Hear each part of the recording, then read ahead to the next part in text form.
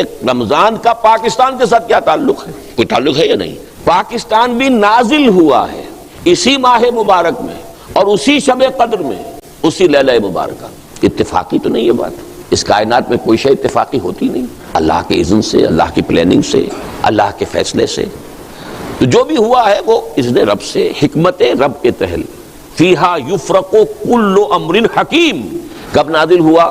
12 مہینوں کا سردار مہینہ، سید الاشہر رمضان، ہفتے کے دنوں میں سید الایام جمعہ، سیدۃ اللیال راتوں کی ملکہ لیلۃ القدر لیلہ مبارکہ، اور یہ تینوں چیزیں جمع کی ہیں اللہ تعالیٰ نے۔ جمعۃ الوداع تھا جس کی شب وہ تھی 27ویں، یہ بھی قران الصادین کوئی ہر سال تو نہیں ہوتا، لازم نہیں ہے کہ وہ 27ویں شب اور جمعے کا دن یہ ٹیلی کر جائے، اور جمعہ بھی جمعۃ الوداع، اور راتوں کی ملکہ سیدۃ اللیال، اور یہ قران الصادین ہی نہیں، 3 قران جمع ہو گئے، قران 3 چیزوں کا، اور وہ ہے پاکستان کے نزول کی شب اور اس کا دن، قیام پاکستان معجزانہ۔ اس کے لیے سارے تدابیر اللہ نے جو اختیار کی معجزانہ، ہندو اور انگریز کی ملی بھگت کے باوجود پاکستان کا قیام، ماؤنٹ بیٹن گاندھی کا چیلا، نہرو فیملی سے اس کے جو تعلقات تھے ان سب کو پیش نظر رکھی اور پھر پاکستان قائم ہو گیا۔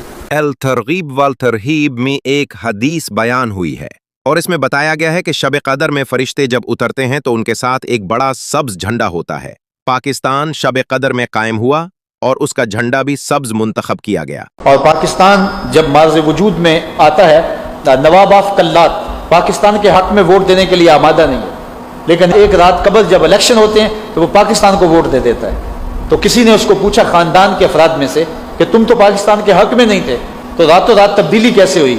تو کہا کہ مجھے رسول کریم خواب میں ملے اور حضور نے ارشاد فرمایا ہے کہ ووٹ پاکستان کو دینا ہے۔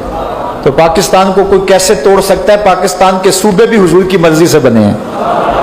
خواتین حضرات، 14 اگست 1947 وہ مبارک دن تھا جب مسلمانان ہند کو ایک طویل جدوجہد کے بعد انگریزوں کی غلامی سے نجات ملی اور اسلام کے نام پر ایک ایسی ریاست وجود میں آئی جو مدینہ طیبہ کے بعد واحد اسلامی ریاست تھی جو نظریہ لا الہ الا اللہ محمد رسول اللہ کی بنیاد پر قائم ہوئی۔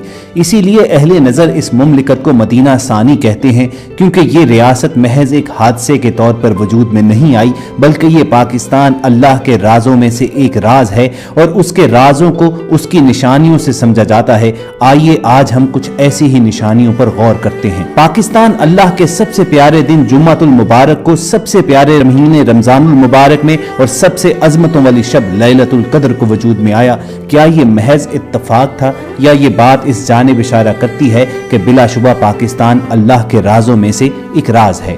پاکستان کا نام ہم سب جانتے ہیں کہ چودھری رحمت علی صاحب نے صوبوں کو مد نظر رکھتے ہوئے تجویز کیا تھا، یعنی پے سے پنجاب، الف سے افغانیہ، کاف سے کشمیر، سین سے سندھ اور تان سے بلوچستان، لیکن وہ بھی اس نام کی حقیقت سے ناآشنا تھے۔ اس نام کی مدینہ طیبہ سے کتنی خوبصورت مناسبت ہے، اور وہ مناسبت یہ ہے کہ پاکستان کا عربی میں ترجمہ ہی مدینہ طیبہ بنتا ہے۔ یہاں پر سوال اٹھتا ہے کہ وہ کیسے؟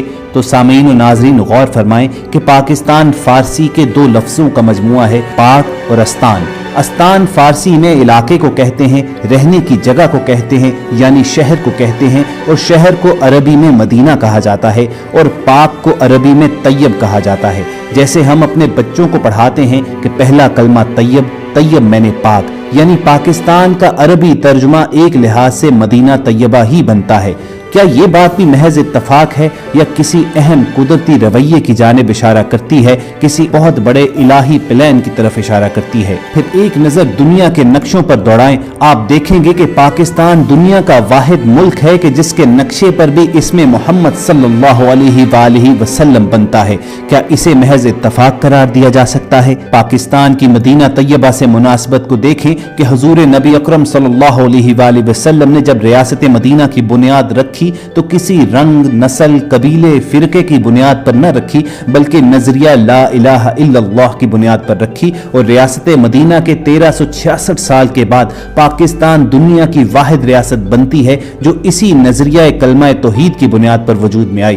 پھر اس بات پر بھی غور کریں کہ مکہ میں مشرک بت پرست تھے جنہوں نے اسلام کو پریکٹس کرنا مشکل کیا، ہجرت ہوئی اور مدینہ طیبہ کی ریاست وجود میں آ گئی۔ بین اسی طرح ہندوستان میں بھی مشرک بت پرست تھے जिन्होंने इस्लाम की अहकामात और इस्लामी तालीमात पर अमल करना मुश्किल कर दिया था, यहाँ भी तारीख की सबसे बड़ी हिजरत हुई और पाकिस्तान वजूद में आ गया। आप सल्लल्लाहु अलैहि वसल्लम का इरशाद मनकूल है कि मैं अरब हूँ लेकिन अरब मुझ में नहीं, और मैं हिंद में नहीं लेकिन हिंद मुझ में है। आज हिंद दो हिस्सों में तकसीम है, मुशरिक हिंद और मुस्लिम हिंद, और यकीनन रसूलुल्लाह सल्लल्लाहु अलैहि वसल्लम ने इस कदर मोहब्बत का इजहार मुस्लिम हिंद यानी इसी मदीना सानी पाकिस्तान के मुतल्लिक फरमाया। क्या ये बात भी महज इत्तफाक है या इस जानिब इशारा करती है कि पाकिस्तान अल्लाह ताला, रसूलुल्लाह सल्लल्लाहु अलैहि वसल्लम और आपके पैरोकारों की निगाह खास का नतीजा है और अल्लाह के राजों में से एक राज है। और ख़वातीन हज़रात, रूहानी पहलुओं से अलावा अगर दुनियावी पहलू की जानिब देखा जाए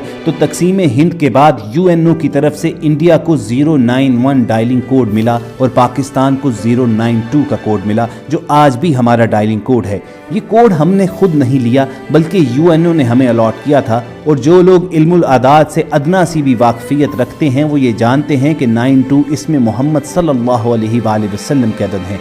यानी पाकिस्तान में मौजूद किसी भी शख्स से कोई भी राब्ता नहीं कर सकता जब तक वो इल्मुल आदाद की रूह से इसमें मोहम्मद सल्लल्लाहु अलैहि वसल्लम अदा न कर ले। अब क्या इस मुनासिबत को भी महज इत्तफाक के खाते में रखा जा सकता है?